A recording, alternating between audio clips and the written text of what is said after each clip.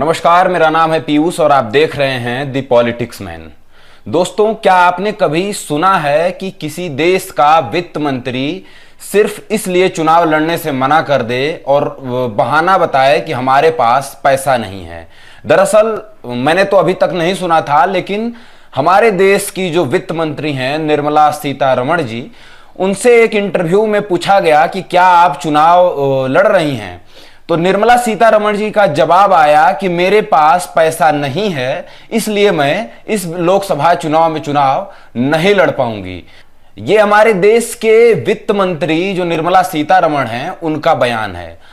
आप सोचिए कि देश के वित्त मंत्री अगर इस तरह का बयान दे रहे हैं कि हमारे पास पैसा नहीं है और हम चुनाव नहीं लड़ सकते हैं, मतलब जिस वित्त मंत्री का बजट बिगड़ा हुआ है वो वित्त मंत्री देश का बजट कैसे सुधार सकता है?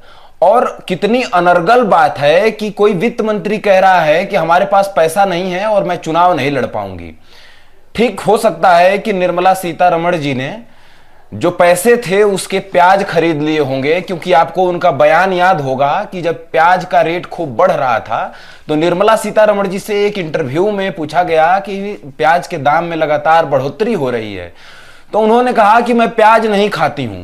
तो हो सकता है कि निर्मला सीतारमण जो पैसा बचा करके रखी थी, क्योंकि उनके पास पैसे तो थे, चुनावी हलफनामा जो उन्होंने दिया था उसमें मैं अभी बताऊंगा कि निर्मला सीतारमण जी की संपत्ति क्या थी, तो हो सकता है उस सारी संपत्ति का निर्मला सीतारमण जी प्याज खरीद ली हो, क्योंकि प्याज तब तक नहीं खाती थी, अब प्याज खाने लगी होंगी, तो हो सकता है कि वो पैसा उसमें खर्च हो गया हो। अब मैं आपको एक एक करके बता रहा हूं कि निर्मला सीतारमण जी की संपत्ति क्या है। उन्होंने 2022 में अपने हलफनामे में बताया था कि उनके पास कितना रुपया, कितनी संपत्ति और क्या क्या है। निर्मला सीतारमण जी ने बताया था कि उनके पास 1.70 करोड़ का घर है, 17 लाख रुपए की खेती की जमीन है, 20 लाख से ज्यादा रुपए का उनके पास गहना है, 35 लाख रुपए उनके उस समय बैंक में थे और 6 लाख रुपया उनके म्यूचुअल फंड में थे।